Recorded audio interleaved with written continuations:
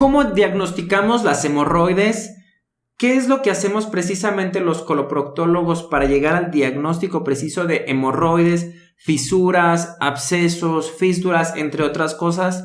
Quédate en este video, te voy a explicar en qué consiste precisamente la consulta de coloproctología o proctología.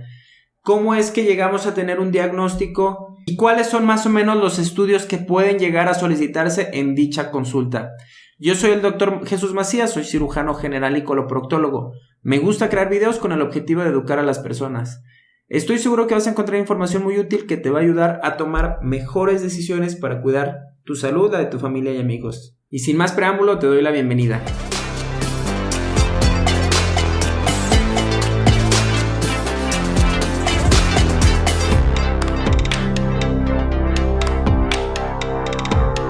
Las enfermedades proctológicas son más frecuentes de lo que ustedes creen. Sin embargo, no es algo que nos enteremos de forma rutinaria porque, como yo les digo a mis pacientes, no es algo que platiquemos en una reunión, en una cena familiar sobre una enfermedad proctológica. Generalmente es algo que guardamos más en la intimidad. Y en este video les voy a explicar en qué consiste la consulta de coloproctología, porque muchos pacientes vienen con la duda, con el temor. Y no se trata de eso. El objetivo de una consulta de coloproctología es llegar al diagnóstico adecuado y en consecuencia tener el tratamiento específico. Primero que nada les voy a hablar de cómo es que se forma un coloproctólogo, en qué consiste.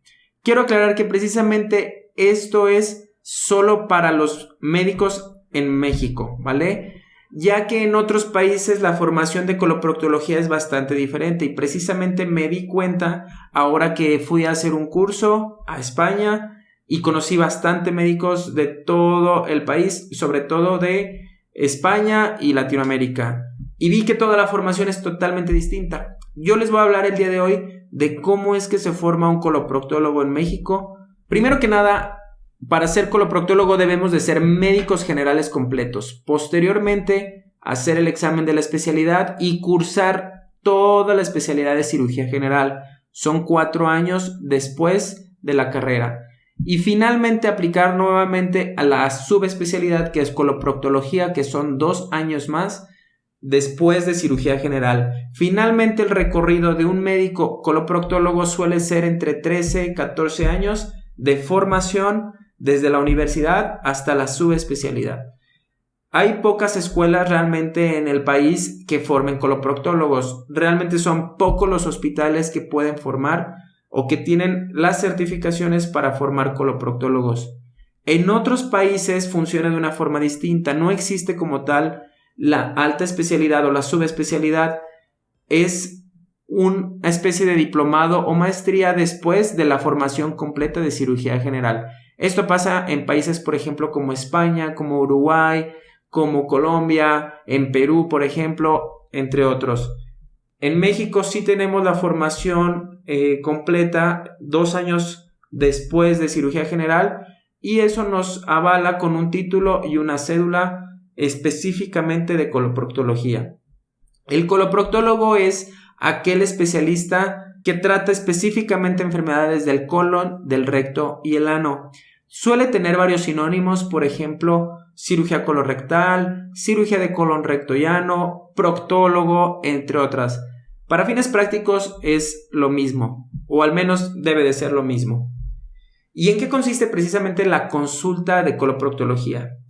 Muchas veces llegan conmigo los pacientes un poquito con miedo e incertidumbre de que qué es lo que va a pasar. Yo les voy a aclarar más o menos en qué consiste. Primero que nada, es importante acudir a la consulta de coloproctología porque a mí me contactan mucho a través de las redes sociales y la verdad es que en mi especialidad la gran mayoría de las enfermedades se parece.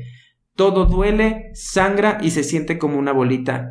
Es por eso que la consulta sí determina precisamente cómo es que llegamos nosotros al diagnóstico.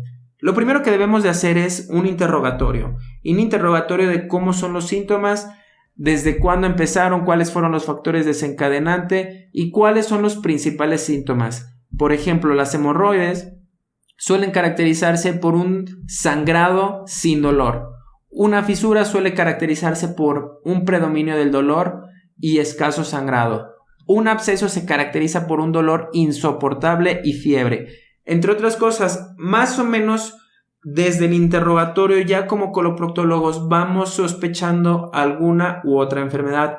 Es cierto que gran parte de las enfermedades pueden confundirse, porque no todos los pacientes somos exactamente iguales, ¿vale? Posteriormente al interrogatorio debemos de hacer la exploración física. Lo primero que hay que revisar es la región perianal, los glúteos, la piel alrededor, ver si tiene alguna cortada, si tiene cómo está, si las bolitas que tiene. De hecho, le tengo que pedir a los pacientes que pujen un poco para ver si se observa alguna salida de alguna bolita a través del conducto anal, entre otras cosas. En algunas ocasiones es necesario hacer un tacto rectal, colocar un guante con gel para palpar algunas estructuras del conducto anal, del recto y en los hombres la próstata. Este tacto rectal a mí me orienta mucho. Sí debe de ser realizado por un experto, no cualquier persona debe de realizar un tacto rectal. ¿Por qué? Porque realmente con el tacto rectal, como especialistas, buscamos cosas de forma intencionada y analizamos la anatomía como una especie de ultrasonido con el dedo. Dada la experiencia, nos permite tomar actitudes diagnósticas y en consecuencia un tratamiento.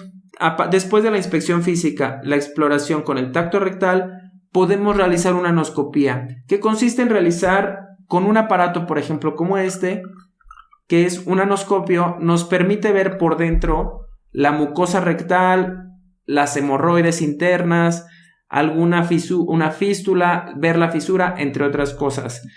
La anoscopía no es para todos tampoco, se debe de reservar para los casos específicos. Pero más o menos esta es la secuencia de exploración proctológica: exploración física externa, tacto rectal y anoscopía. En algunas ocasiones específicas puede optarse por algo distinto, por ejemplo una rectosigmoidoscopía, etc. Pero son la minoría de los casos, ¿vale? Ya con esto, interrogatorio, exploración física detallada, podemos obtener más del 90% de las veces un diagnóstico. Sin embargo, sí es importante que esta exploración y este interrogatorio sea realizado por un experto, ya que muchas enfermedades suelen parecerse. ¿Y esto a qué voy? Porque a veces en internet aparecen muchas imágenes, aparece mucha desinformación y desorienta mucho a los pacientes. Ustedes pueden buscar enfermedad hemorroidal, por ejemplo, y van a salir múltiples imágenes, y yo como experto me he dado cuenta de que no son compatibles el 100% de las veces con hemorroides. Esto genera ansiedad y confusión en los pacientes, y esto a veces retrasa el diagnóstico real de lo que debería hacerse. Mi invitación es que precisamente acudan a una consulta de coloproctología. ¿Qué estudios solemos pedir los coloproctólogos a pesar de ya tener un diagnóstico? Generalmente se suelen pedir para confirmar un diagnóstico o descartar otras posibilidades diagnósticas. Dentro de los estudios que habitualmente solicitamos como coloproctólogos suelen ser análisis de sangre, tomografía y colonoscopía.